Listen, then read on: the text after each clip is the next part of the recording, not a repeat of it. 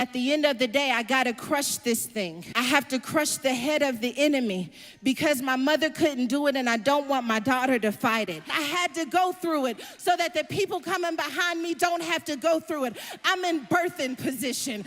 I'm trying to get ready for something to come out of me. And I know everybody's watching, but I gotta push this thing out anyway.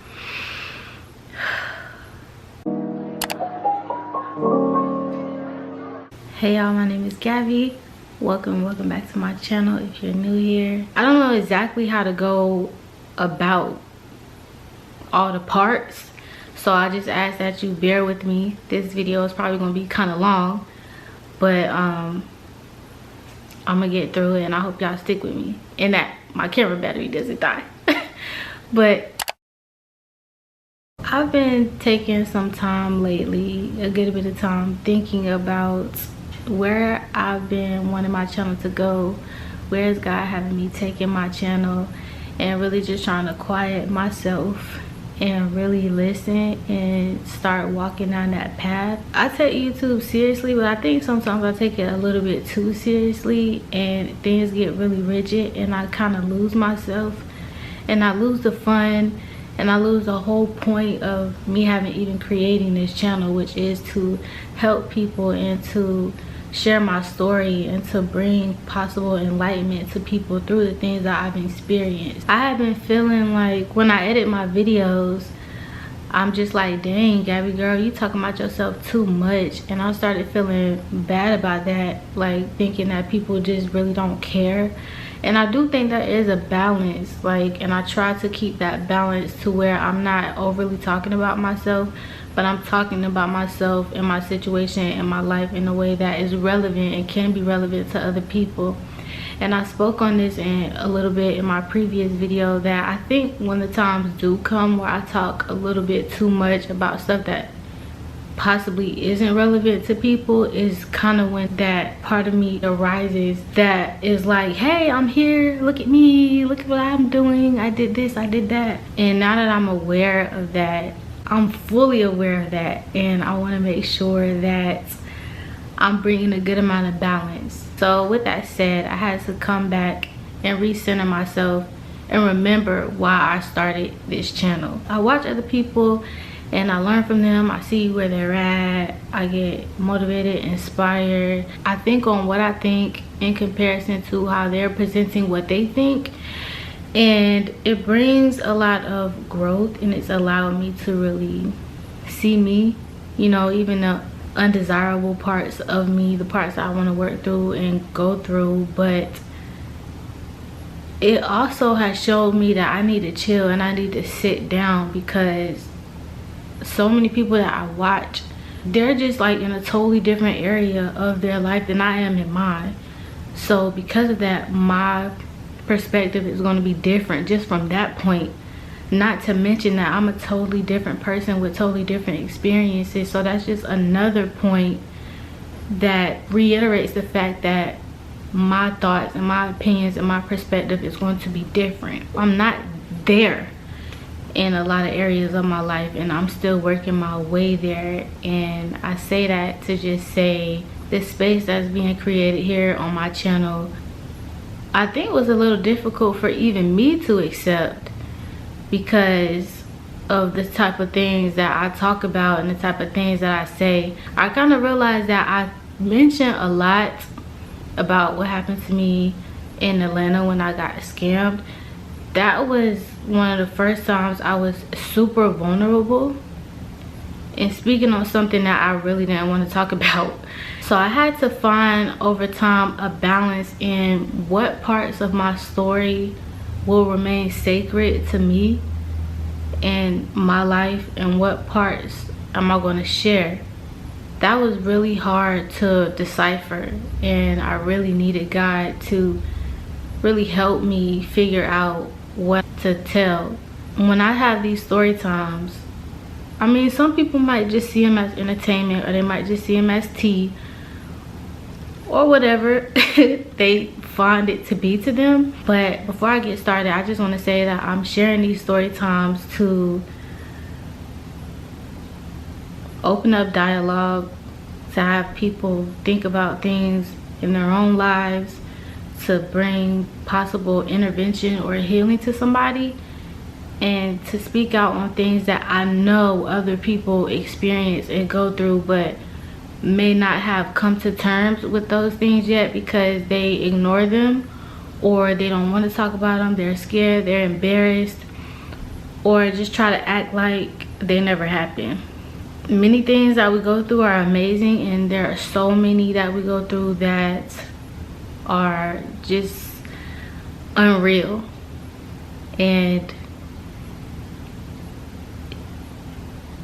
if it's part of my calling and my job on YouTube to share those hard stories, that's what I'm gonna do. I learned that in this journey of growing.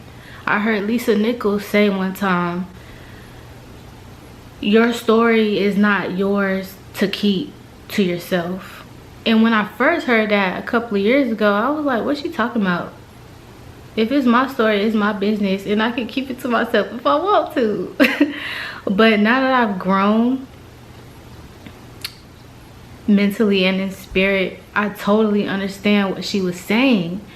Because when we go through hard things, when we go through pain, embarrassment, or whatever it may be, most of the time, once you become self-aware and you lock in, you grow and you learn and you gain wisdom from those experiences.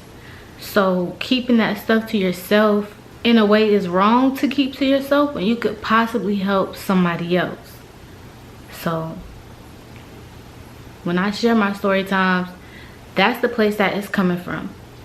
I had to make sure that I wasn't telling my story because I felt like I was supposed to, because it was a certain point in time where I was feeling like I need to tell this part of my life because I'm supposed to, and I just felt pressure, and I didn't like that. It was pressure coming from myself, feeling like it was my duty to tell everybody my business, and I now know that it's not. I also didn't want to start telling these stories and testimonies in my life before I knew that I wasn't doing it for clout, because we know that certain topics and certain type of stories and things that interest people really pick up and start going, and I didn't want to be telling certain things in my life to get people to come watch so that I could gain notoriety from those things. And I just really wanted to know, when it came time for me to start telling my stories, that it was truly coming from the best place inside. It was coming from a place of peace and love, and that it was divine in timing and for me to tell it. So that's the place I've come to, and I know that this is for me to tell. I realized that I was saying a lot over the years. I've been through so much, I've endured a lot, but I never really went into depth in explaining that. And now that I know how to maneuver all of this just a little bit more than I did before, in a much better place than I've been in all this time, I'm ready to share this story. It's not one that I've told because I just came to terms with this last year. So with that said, I'm going to go ahead and get into the story time. Yeah, I'm kind of nervous, so yeah. So I went into my cocoon at the last part of the year last year, and I was doing reading, praying, watching videos on YouTube, listening to sermons and stuff like that. And during that time, I heard something that was just saying something along the lines of, this pastor was saying, you need to forgive yourself and move on. That was the topic of his video. And it was just the way that he said it that just really struck me, because we hear a lot that you need to move, that you need to forgive yourself, and it's so important to let yourself free. But how can you really forgive yourself for something that you're blocking out of your head, pretending that never happened, you know? So when he was speaking, he was talking about how women always seem to shame themselves for having babies and for dealing with wrongful men, and just so much stuff that just women endure, because he was talking to women. And he said, you are forgiven. You need to forgive yourself and move on with your life. How are you ever going to prosper if you're holding this against yourself? You just need to move on. And in that moment, it really dawned on me that I was just trying to hide what happened, and there was no way for me to hide it, because I was always thinking about it, but just trying to not think about it, because I was just so ashamed and embarrassed. And I had been telling myself pretty much all my life that I was going to take this to my grave. So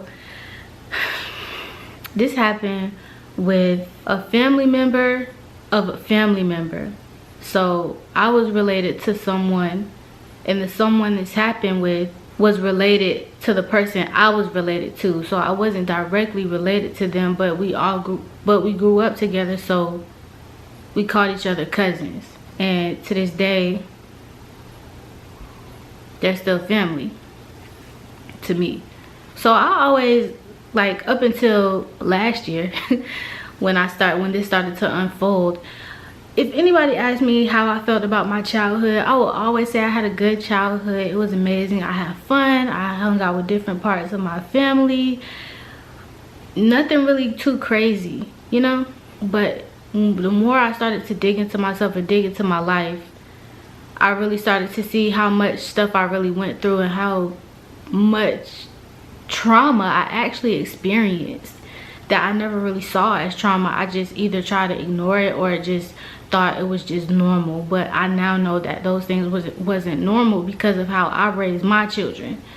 So growing up, I have a really big family, and I spent a lot of time with my nana's family, my mama's sisters' kids, my mama's friends' kids, and my mama's in-laws' kids. So we just all call each other family. It's a lot of us, a lot of kids. And when I think back on this, I know I was 10, because I can't tell you exactly like month, day, and everything that this happened, but I know that this happened the summer before 5th grade, because I remember graduating from elementary school. I remember being in my 5th grade graduation, walking in the graduation line with just thoughts about sexual things that were still mind-blowing to me, that I couldn't believe that I knew. I remember being in line walking, thinking, oh man, I know what a boy's private part looks like. I know where it goes inside of a woman. Like, I know that women have an extra hole down there that something goes into other than just pee coming out. I don't know why I was thinking this stuff, but I think, thinking about it now, that I was just so traumatized by what I knew at that time, and it was just on my mind on that day. So the night all this happened, I was staying the night, and we were all just, you know, hanging out and stuff like that. Our moms were out, like they went out to the club that night, so we were all staying together. It was a pretty normal thing. And you know, we had pizza for dinner, you know, just watching movies and stuff like that. And I was downstairs. They were living in an apartment, and I was just downstairs. And I remember, I'm gonna just call her Lively. I was downstairs just hanging out, and I remember Lively came downstairs and was like, Gabby, come on, let's go upstairs. And I was like, what? She was like, come on, let's just go.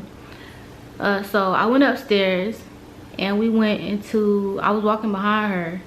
So I walked up the stairs behind her, turned the corner, and to the right, going straight, was their mom's room. So I walk in there, and the room is dark, but the TV is on, and I could see the light flickering from the TV as I'm walking into the room. So I walk into the room to the right at the TV, and there was a flick on the TV. I don't know if I could say the P word on YouTube, but back then we called these type of movies flicks. And once I saw what was on the TV, I just looked at them. And when I looked at them, they were in the TV, like, from my view, they were like this. And they were looking at the TV like, you know how kids can be when they are all up like in the TV? They were already watching. So Lively sat down and she started watching too. So I like look at the TV like, okay, let me just sit down then too. So I sat down just watching this on the TV. And I didn't feel anything about it. Like at this point I'm confused. I don't really know what's going on. But you know how they be zooming in on certain parts?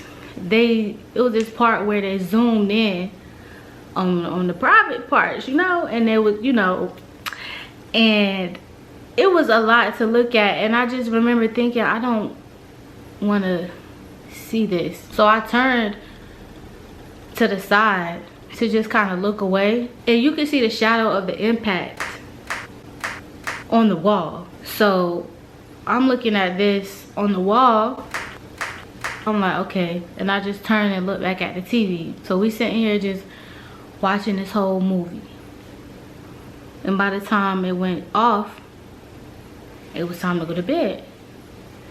So I went back downstairs, and you know, I'm staying over at their house. So I was downstairs, pillow and some covers. I'm sleeping. And next thing I know, I just feel somebody on top of me.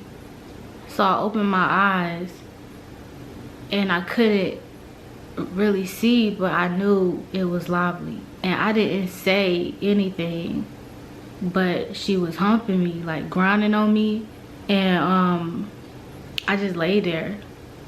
And I remember thinking, what do I do? What do I say? Because I really didn't know what was happening. And I really don't know how long it lasted or how long it went on. And that was just the start of the next few years. That was my first sexual encounter, sexual experience. And after that, it just went on for years. So over time, this started to evolve.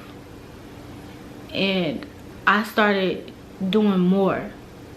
You know, we started like actually doing things with each other. And then over time, it continued to evolve, and we started doing things to each other. And I got to a place where I would say I was about 11 years old. And I knew something wasn't right with what we were doing, because I just knew if we got caught, we would get in trouble. But by the time I was around this age, 11, my body was already talking to me. I started feeling what I know now is arousal. And I was starting to want to do stuff and feel these certain feelings that my body had gotten accustomed to feeling. And around this age, I started thinking things like, I wonder who my first boyfriend would be. I wonder who I'll lose my virginity to, and stuff like that. I grew up in the hood, and a lot of those kids are bad. So I learned a lot of stuff that I probably should have learned either from inside of my home or at school in the streets. Like, I knew at that age when a girl loses their virginity, she gets her cherry popped. Like, that's what all the little boys used to say. Oh, so-and-so popped her cherry. You know, that was just the thing that they would talk about. Anything I didn't know, like, you know, they knew, because these little kids were watching stuff like this too. Like, it was normal. Like, they would talk about stuff like that. So at this point, like, I'm 11. I'm starting to like boys and wonder who is gonna be that one. You know, I wanted to be somebody that I like. I wasn't thinking about how old I was gonna be, how young I was gonna be. I was just thinking when and who it could be. our families were tight. So she would stay at my house and I would stay at her house. We hung out during the day with other family, other friends. It was normal. Like, it was nothing that nobody would suspect. I was at another school in 6th grade, but we ended up moving to another side of town. So after about a month or two in 7th grade, I switched schools and I went to the school she was at, because we moved on the other side of town where they were living, maybe about like 4 or 5 blocks away from where they were living. So then once I got around 12, I knew this is bad and this is wrong. And that is when I started to get a guilty conscience. You know, like around that age is when I was like, started getting scared. Like, what if somebody finds out? What if somebody thinks I'm gay? Because I knew I liked boys, but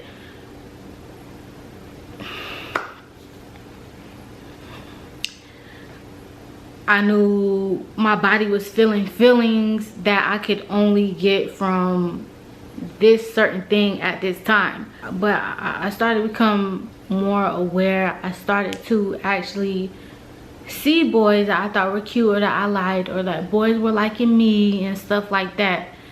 And by this time, I'm in like the 7th grade, and I knew it had to stop. I just didn't know how. But there was a lot of drama like associated in our relationship. Like, she would just treat me so mean sometimes, or sometimes she would just come to school and ignore me, or she would just like talk bad about me behind my back. Like, one time we stayed the night at a friend's house because a friend was having a party for her birthday, and at this girl's party, this was in middle school, she had boys and stuff over, and the girl had brothers and like their cousins and stuff was over there, and it was more of us from school that was at the party. They had a little dance session where everybody was like dancing with each other. This was after we had like a pampering sessions. All the girls had got their hair done. I think the girl's aunt did hair, was a cosmetologist or something. She did our hair, and then later that night there was a party. So we go back to school the following week, and one of my friends walked up to me and was like, you know people going around saying you're a hoe, right? So I'm like, huh? She was like, yeah, people are going around like saying that you let these dudes run a train on you, and you was dry humping them on the wall and all kind of stuff. So once I heard that from a couple of people, I already knew who to go talk to. So I went and talked to her. I'm like, why are you saying this stuff about me? Like, why are you telling people this? And I'm like, why would you say that? Like, you know I have never had sex. You know I wasn't doing all that. Like, you know I wasn't even dancing with nobody. Like, the girl who had the party, her brother liked me, and I knew that, and I think he knew I knew that. And but he was a nice dude. Like, he was real cool and sweet. He was just way older than me, like at least like 3 or 4 years older than me. And for me, like at my age in middle school, being like 13, like that's way older than me. Like, but he wasn't trying to like touch on me or really disrespect me in any way. So to me, it was just like a regular party. I saw people like dance in certain type of ways, but I was a really timid kid like when it came to stuff like that, so I wasn't involved in that. So I'm like, why are you telling people all of this stuff? Like, you know all that stuff is not true. And she never gave me an answer. So she could already be like that before, but it really started to heighten in middle school. So things just like, they were just like really getting really bad. Like in 7th grade, it was just always so much drama. She was always talking about me, always telling people stuff about me, and she would just ignore me, or I would ask her about it and she would never give me a reason. And then once she felt better and she was out of her mood and she was ready to talk to me again, I would just talk to her again. I didn't have no ill will, and I just wanted to be cool, you know. She was my family. So then when the time came later and we were in 8th grade, one of my older cousins died and his funeral was coming up.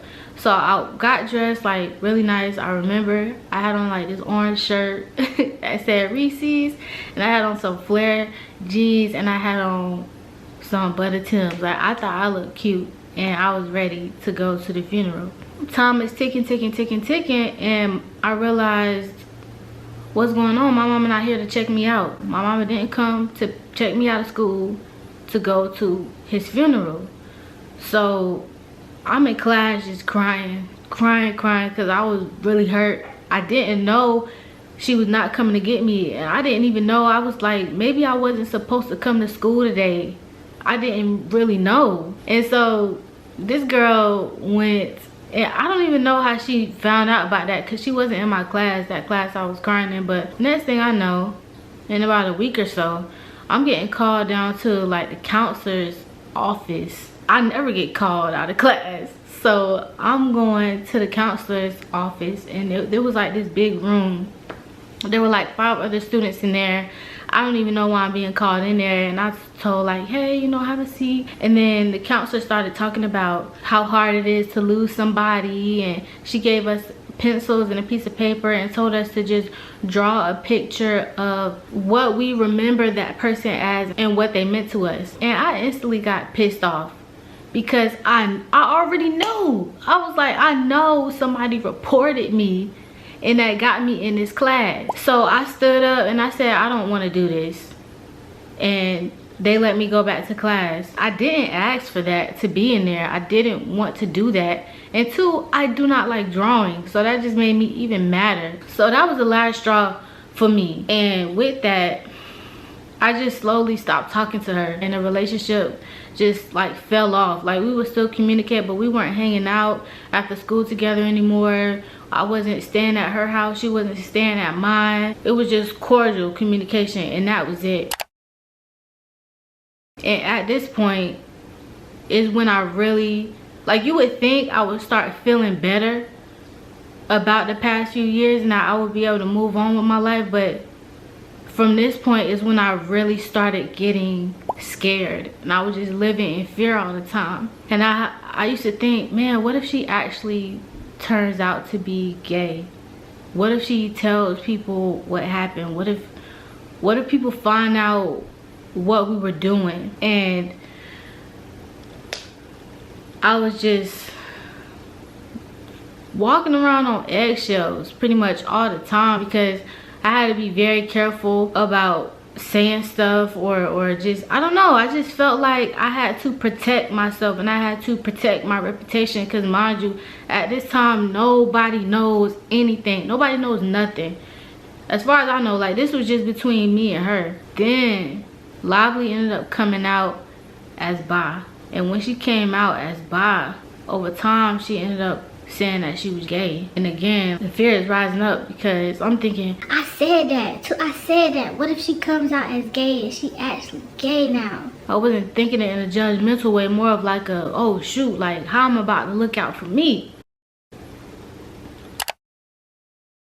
Once we got older, like college aged, and I would come home during the holidays and hang out with them and stuff, because like I said, we had a family member in common, so we were still always around each other, which is another thing in itself. Like, we were always around each other still. So just imagine like something like that happening between you and somebody that is your family and nobody else knows, and y'all just constantly around each other. You know, it was like, for me and her, even though we were not doing stuff like that anymore, we weren't even looking at each other in that way, it was still always that big elephant in the room.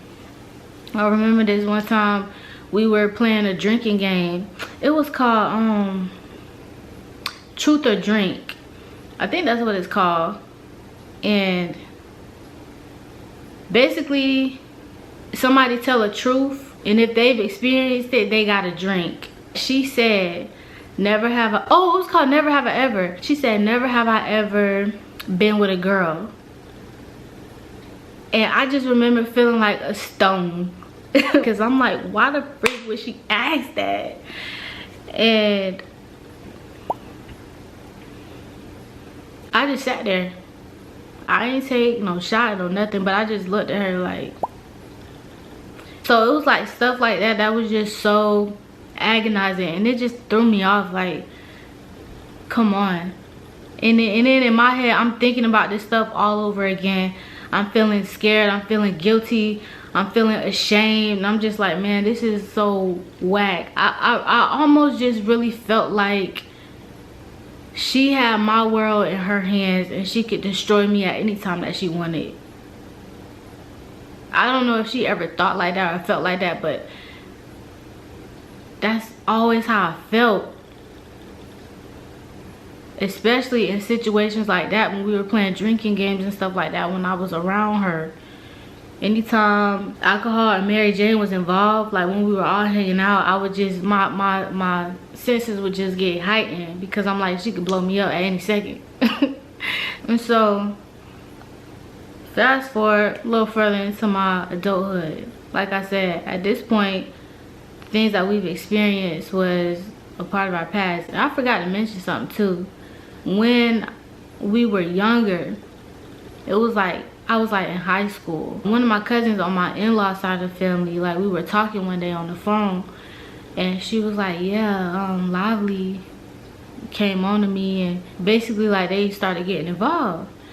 And my cousin was like, she told me that, you know, something happened between y'all, but like, Gabby, I don't know. And I don't know if she wanted confirmation or what, but when she said that, I just totally ignored that. I didn't delve into that at all because I already knew at that time, I'm taking this to my grave, period. I'm not telling nobody nothing about nothing. So I ain't say anything and I just let it glide over and she just kept talking.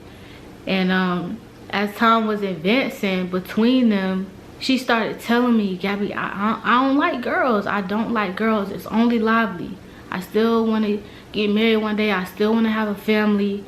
I still want to have kids. I want that. It's just her. I'm not gay. And it sounded delusional, but I understood what she meant. Because though I never had feelings, one could look at the situation and call me gay. But I just knew I wasn't gay though. It was just more of what my body was feeling, what my body wanted, and something that I kind of was encapsulated or trapped in some way. And in today's time, this is not something that we talked about. It's not something that we speak about.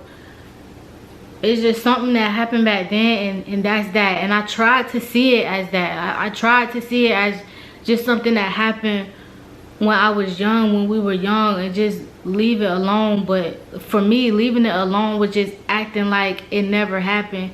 But it was really impossible for me to act or feel like it never happened because I was always around her. We were always still around. It's not like it was always on my mind every time I was around her, but it was definitely still always in the back of my head.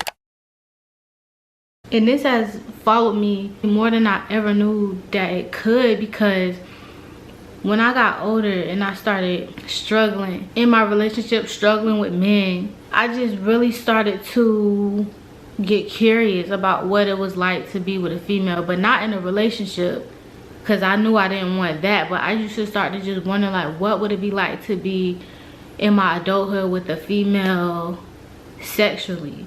I started having like sexual thoughts about girls, and then I would get mad because I'm like, I don't like girls. I don't like girls. Why am I thinking about this stuff? Like, I like men.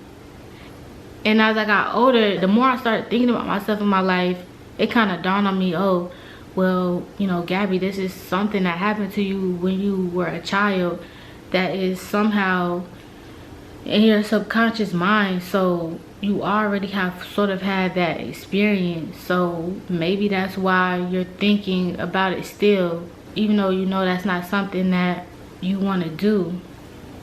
I started just getting confused about my sexuality because I just knew I didn't like girls. Like, I knew that, but there would be times when I get in that heightened sense of, you know, arousal where I would be thinking about a girl.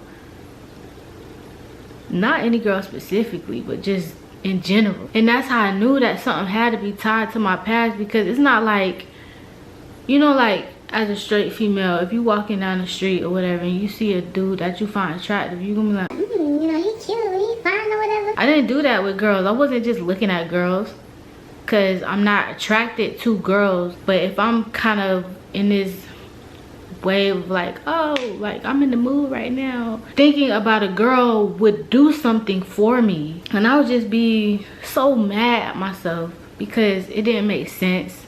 I would be so ashamed, and then I just started feeling really attached to my past, which it was already a real thing, but it just started feeling like it was flowing into my current life, into my current future. And this is stuff that I just try to sweep under the rug. Every time I thought about it, I would just realize it and then just be like, anyway, and try to, you know, just continue on. That's pretty much like how I just lived most of my life. And when I saw this video by this pastor saying that you need to forgive yourself and move on, and in one of my vlogs a long time ago, I was talking about how I was reading a book about, it's right here actually, Forgiving What You Can't Forget. I wrote my name down on a card, and I wrote down all the things I needed to forgive myself for. And I started this card for myself expecting me not having anything to write, because the only thing I could think of is how I got kicked out of nursing school and all that, and I forgave myself for that.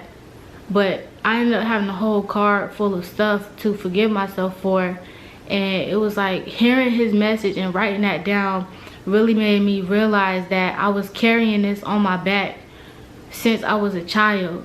It would seem obvious, but I never thought about it like that because I was always trying to act like it didn't happen. But every time I was around her, or certain things would trigger certain thoughts, I would think about that, and I was feeling ashamed, and feeling shame comes with offering forgiveness. I felt like, well, Gabby, you didn't do anything about it. You could have told her to get off of you. You could have stopped it at any moment. You could have done something. Like, you could have done something. The way she was treating me in middle school, I think was God stepping in to help me to sever the whole relationship in that way. And I'm thankful for that. But I'm like, that's just God's grace. Like, I could have done a better job trying to take control of my life and my situation. But then I try to have grace in myself, and I think, well, you know, Gabby, you didn't know. Because I really didn't know. And it's not even like I wanted what I wanted. My body was already feeling something that I didn't even know. I was feeling things that I couldn't put a name to them. And if I could, it was only because I learned about these things from these kids talking about it out there in the streets. But when you think about something happening to you at that young of an age, and like, it's one thing to be touched really young, but for it to happen from someone that you call family, and then for it to be from someone of the same sex, it's just too much going on in that bubble. Like, this your family and you gay too, you know? And it's just like,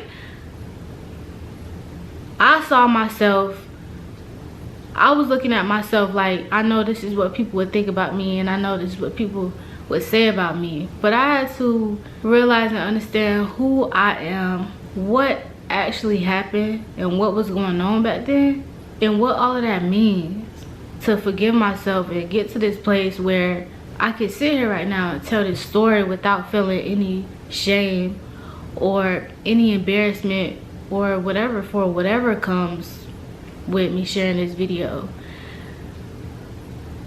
If anything, I just feel really bad for little me. Shoot, for young me, because I pretty much suffered my whole life. It's like this was just dangling over my head my whole life. And the fact that I went through that, for it to have continual repercussions in my adulthood where I'm battling my sexuality because my body is making me think I want one thing, in my mind and my heart is telling me you don't like that. Like, that's very confusing. That's very confusing. But one thing I learned is that and I actually learned this from Tyler Perry, because Tyler Perry was molested as a child.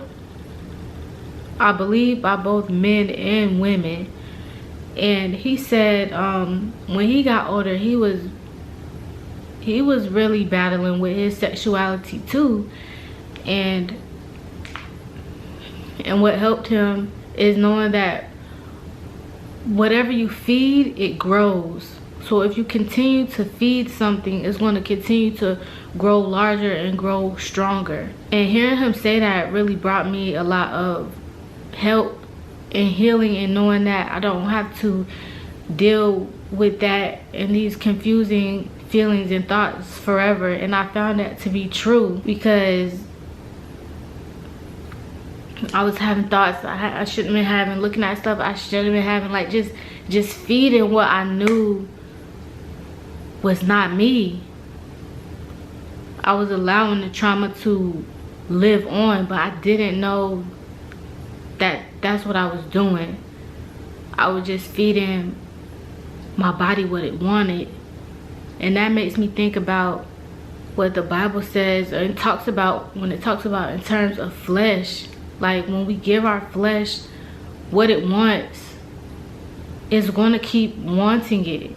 I used to think lust just meant sex. Lust equals sex. I used to think that's what that meant, but I know now that lust is a whole beast. It's an animal.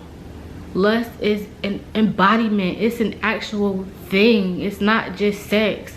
It needs to be fed. It needs to eat. And when you give into lust and you give lust what it wants, it's never going to be satisfied. It's never going to be fulfilled. It's always going to want you to give it more.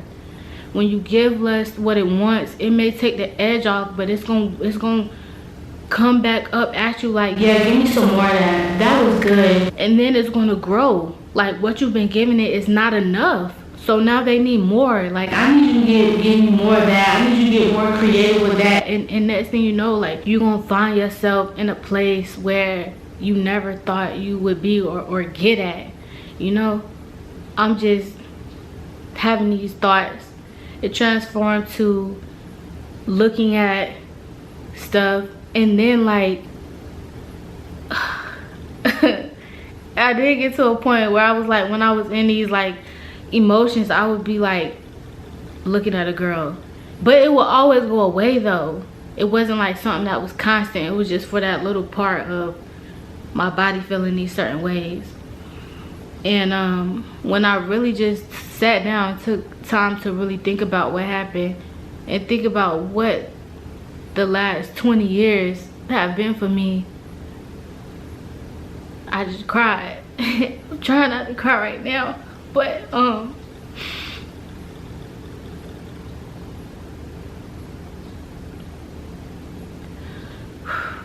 nobody should have to live like that. And I knew I wanted to tell my mama, but I was so scared. But I knew I wanted to tell her. So I had texted her last year and told her I needed to call her. Sorry y'all. And to just make sure she was free when I called. So I called her and I started telling her.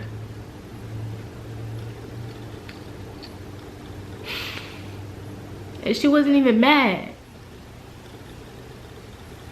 I thought she was gonna be mad or ashamed or like come at my neck or something. Like, and she was saying she knew something.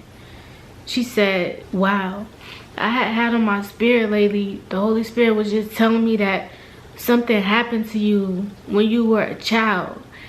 And I was just freaking out because I was just thinking of every man that had ever been around you.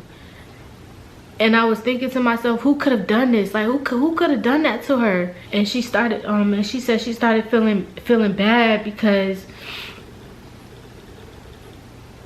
you know, as a mom, like you want to be there and you want to protect your children.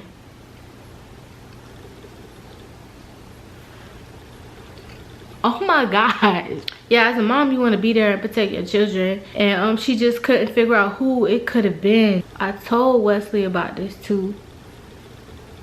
And they both told me that I was a victim. And even hearing them say that made me feel bad, because I think I was just still dealing with that feeling of I could have done something. Yeah, it started when I didn't know what the heck was going on, what the heck was happening, but it went on for years though. And even when I started realizing something ain't right about this, I was still doing it. And even when I started feeling guilty, it was still going. And I don't want to say too much because it's not my story to tell, but I think it's important to realize that when a child is sexual in that way, something happened or something is going on that needs to be addressed. There was no reason that we should have been in there watching a movie like that, like in elementary school. One time, my daughter had a friend over last school year as a first grader.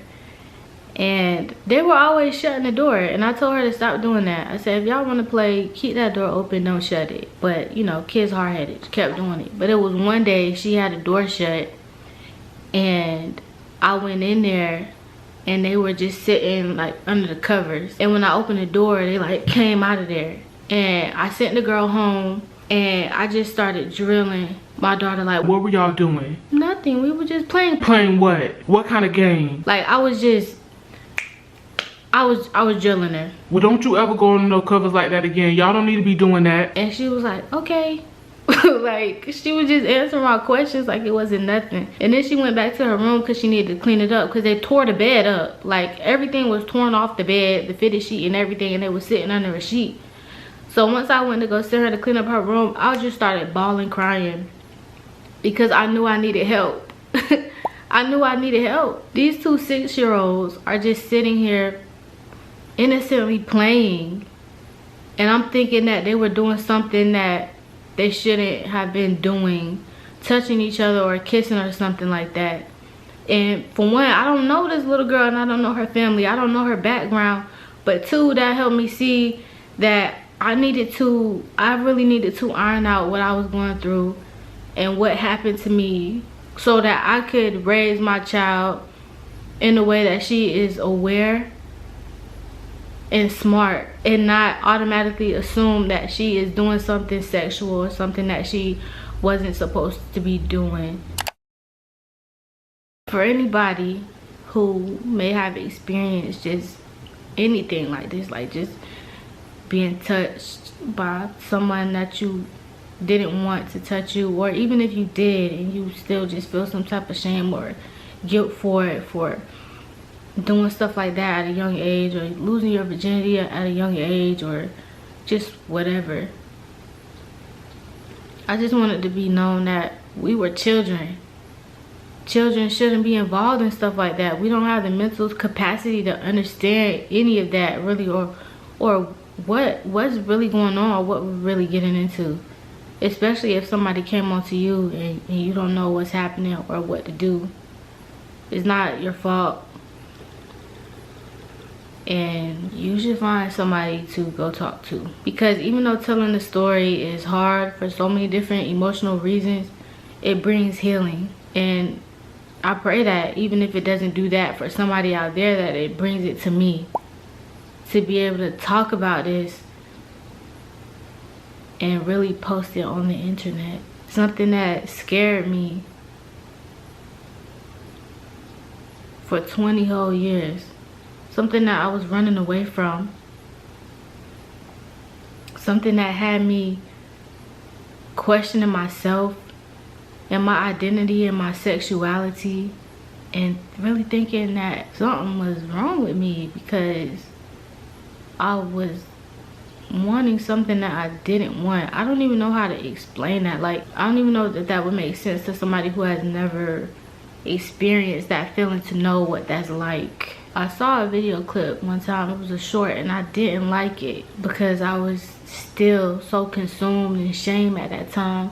But I really wish I would have liked it because I don't know where to find it now, because I wanted to go look for it, where he was talking about how his first sexual encounter was with his cousin. And he was just, y'all, if y'all know Pastor Michael Todd, y'all know he do the most. He do. And he was just talking like it was a normal thing. He was like, yeah, my first sexual encounter was with my cousin. And when he said that, I just instantly felt shocked and a little bit convicted, but also like, whoa. And he went on to say how with so many kids, their first sexual encounters be with their cousins. So I go to the comments, and the comments, it's full of people who either are like, nah, like that's disgusting, like what type of stuff y'all on, or who actually had real stories. People in the comments talking about, from both perspectives, being that family member to touch somebody, or being that cousin or niece or nephew, whoever, who got touched. And I just felt so soft in that moment, because it was just, it felt good to know that it wasn't just me, though I still felt bad for them. Like, I just felt less alone, and I just felt less nasty and disgusting, you know what I mean? And I was able to see myself more as somebody whom this happened to, and not just somebody who was an animal, or somebody gross or disgusting or embarrassing or disgraceful, and all these things that I used to think about myself and say to myself constantly. There's so many people out there who do experience things like this, and they don't have anybody to talk to, or they don't want to talk to anybody because they feel bad about themselves, or like they should have done more, or that they are just as guilty or involved as a person who did the touching. You just feel like you allowed the touching, and then when it goes on for years, which for so many people it does, it makes you feel even worse, because you feel even more like I should have done something. I was 10 when it started, and it went on until I was 13. That's a long time, and it ended up being a much heavier burden to carry than I ever could have imagined. But I'm so thankful for all the resources and the people out here, and the people I love that have been able to help me get where I am today. For the people who spoke out in those comments, for the pastors who speak to bring healing, for Jesus for dying for me so that I can start fresh and be renewed and be a new creation in him. In whatever way, shape, or form, I hope you enjoyed this video. That's it for today, y'all. Until next time, I love y'all so much, and peace and love. I'm out.